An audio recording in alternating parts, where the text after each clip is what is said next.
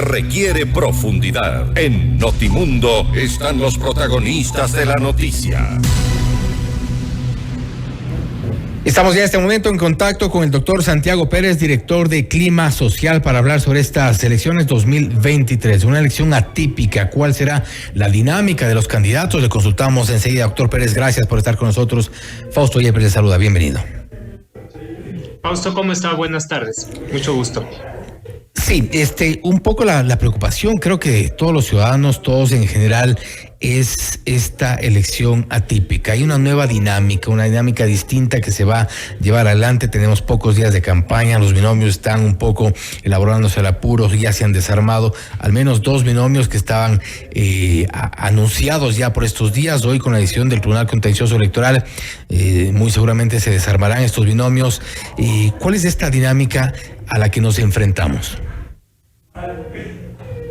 Una dinámica inédita que no la conocemos bien, porque estamos enfrentando un proceso electoral extraordinario. Ni siquiera se puede denominar esto como elecciones anticipadas, porque no vamos a votar por un nuevo periodo de gobierno completo de 4 años, sino por un régimen transitorio que va a elegir un presidente y una Asamblea Nacional para terminar el periodo para el cual fueron electos las autoridades en el año 2021. Es la primera vez que nos enfrentamos a esto y todos estamos aprendiendo, empezando por la propia autoridad electoral, también las organizaciones políticas. El mecanismo para la designación de las candidaturas va a ser más corto, diferente a cómo se realiza normalmente.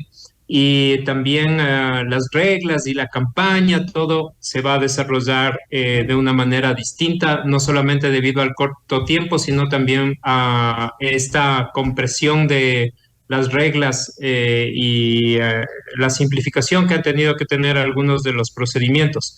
Entonces, lo que tenemos en este momento es a las organizaciones políticas casi, se podría decir, a saltos y brincos, tratando de tomar decisiones, tratando de encontrar lo mejor que pueden, lo mejor que tienen en el corto tiempo disponible, y ahora con la obligación de cumplir con el requerimiento de la paridad de género, y también con la obligación a tener que hacer unas mínimas condiciones de democracia interna, y eso es lo que vamos a tener como resultado al final. Me parece que eso hace que algunas de las organizaciones políticas no van a alcanzar, no van a poder presentar candidaturas completas para binomio presidencial o para listas de asambleístas, y por lo tanto tengamos probablemente un menor número del que tuvimos en las elecciones pasadas, de candidatos, quiero decir, y también podría ser que en algunos casos se presenten algunos binomios presidenciales sin las listas completas para asambleístas, y viceversa, listas de asambleístas que no respaldan a un candidato presidencial. Todo puede pasar en las próximas horas. Esta decisión del Tribunal Contencioso Electoral, sin duda, ha puesto a correr a los partidos y movimientos políticos, y entonces usted coincide en que el número de binomios, el número incluso de listas de asambleístas va a reducirse notablemente o ligeramente en esta intención de búsqueda de nuevos cuadros. Difícil saber. El sistema electoral casi como que les obliga a participar a las organizaciones políticas y no facilita mucho la realización de acuerdos y de alianzas. Y eso lo vimos ya en las pasadas elecciones generales y en las elecciones seccionales.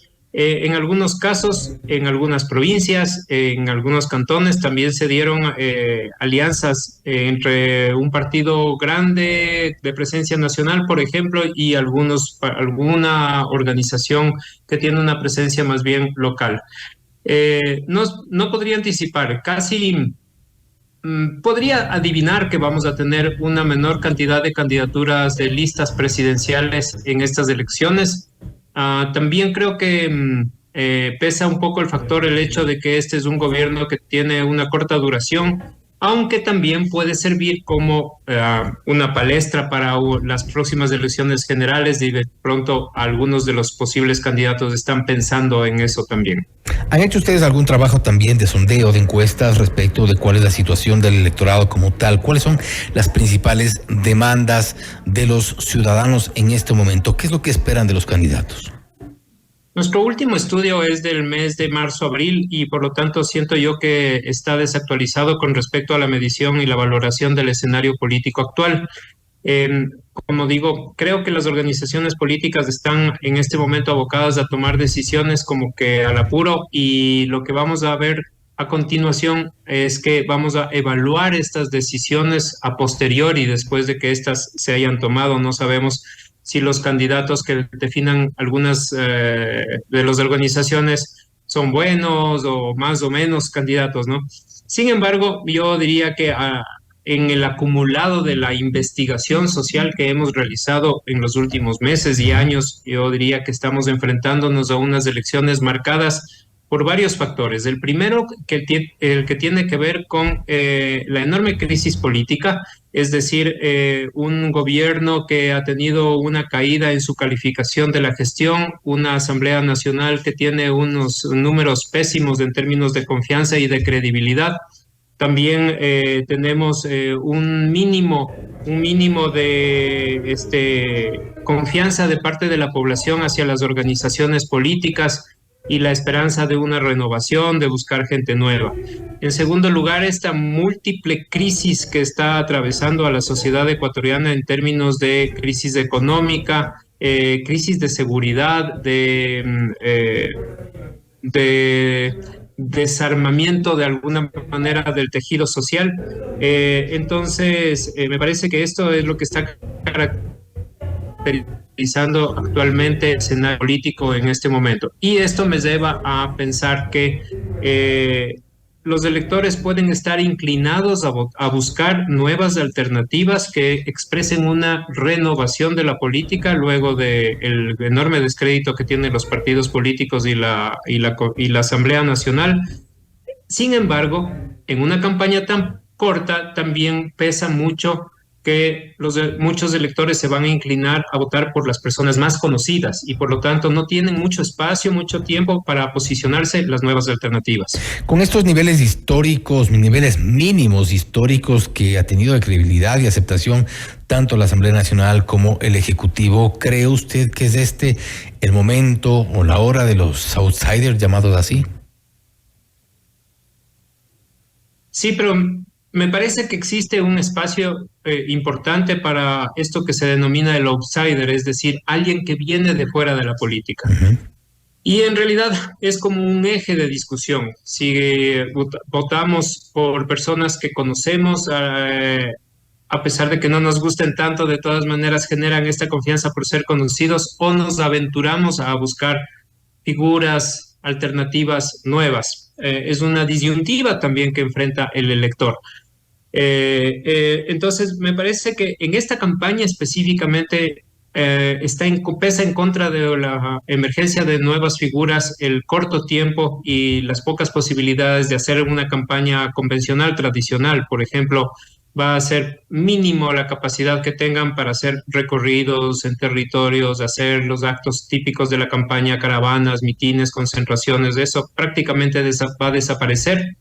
Y va a pesar mucho la capacidad comunicacional de los candidatos, la capacidad de conectarse a través de los medios de comunicación. Y este escenario va a jugar... de comunicación convencionales y digitales. Y este escenario va a jugar entonces a favor quizá de caras conocidas, de gente que tiene ya un recorrido en la política.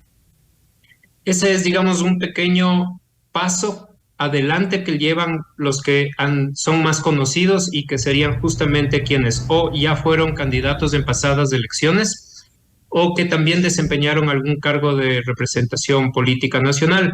Y me parece que es importante mencionar en ese caso, por ejemplo, las figuras de Javier Hervas, de Yacu Pérez o de Otto Sonnenholzner, que ya son más o menos conocidos, ¿no? También pues se podría agregar la de Pedro José Freile, aunque bueno, él anunció que va a ser candidato a la vicepresidencia. Ahora me parece que ya no va a poder ser después de que se aprobó la paridad de género.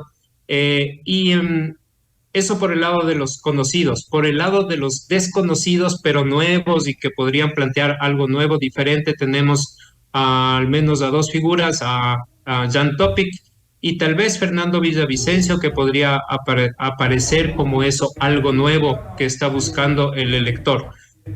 Sin embargo, en todos los casos me parece que lo fundamental será la pregunta de cuánto se pueden conectar con las demandas y necesidades y con el ánimo de los electores estos candidatos.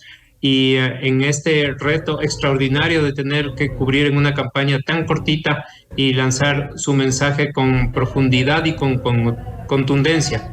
Creo que el debate va a ser muy importante, el debate presidencial que está previsto para el 8 de agosto. Va a ser como la única oportunidad que vamos a tener de contrastar las capacidades de los candidatos, y creo que puede eso tener un efecto muy importante como no ha tenido en las anteriores elecciones. ¿Qué pueden los candidatos y qué deberían hacer en 10 días de campaña, tomando en cuenta el tiempo que es muy corto, tomando en cuenta esta campaña acelerada, tropezada quizá? ¿Qué es lo que pueden y qué es lo que deberían hacer en estos 10 días?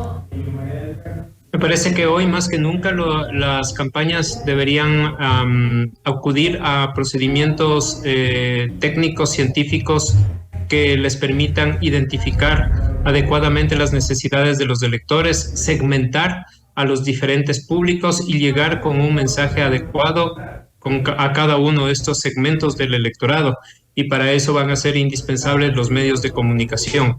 Entonces, investigación, capacidad de comunicación creativa, nueva, innovadora, diferente, me parece que van a ser elementos fundamentales. Pero por sobre todo, una estrategia bien planteada que permita llevar contar una historia a lo largo de este corto tiempo que vaya llevando hacia el día de las elecciones, hacia una persuasión que lleva hacia una movilización del voto de estos candidatos.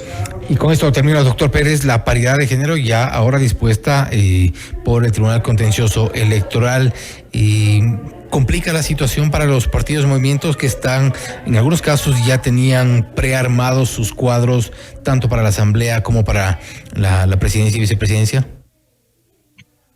Mi opinión personal es que mientras más les compliquemos la vida a los partidos políticos, mejor.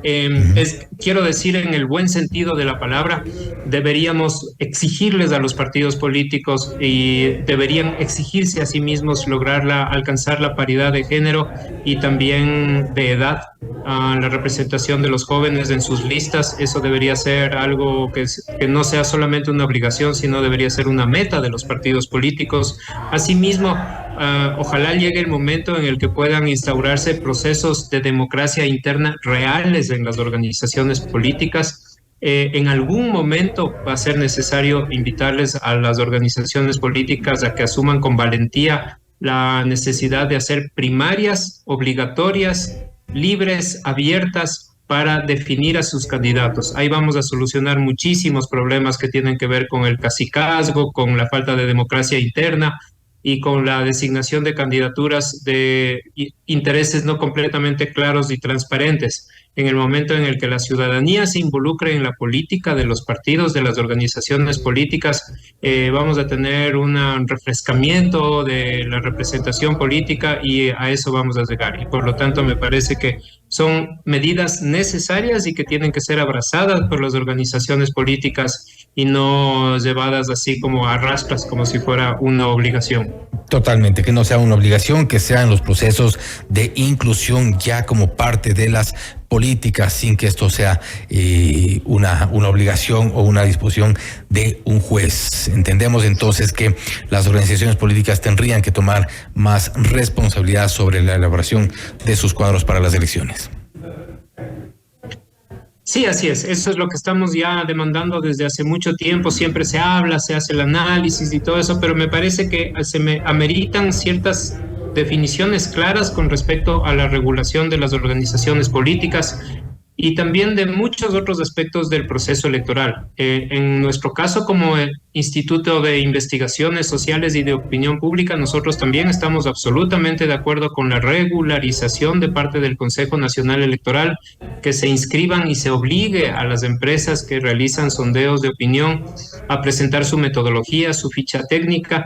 Es indispensable para nosotros para también mejorar la calidad de la realización de los estudios, que también es responsabilidad de los políticos, aprender a utilizar bien las investigaciones, los sondeos de opinión para desarrollar adecuadamente sus estrategias, así como también hace falta que medios de comunicación y la ciudadanía en general puedan contar con más y mejores fuentes de información. Ojalá que así fuera. Doctor Pérez, nuevamente gracias por haber estado con nosotros.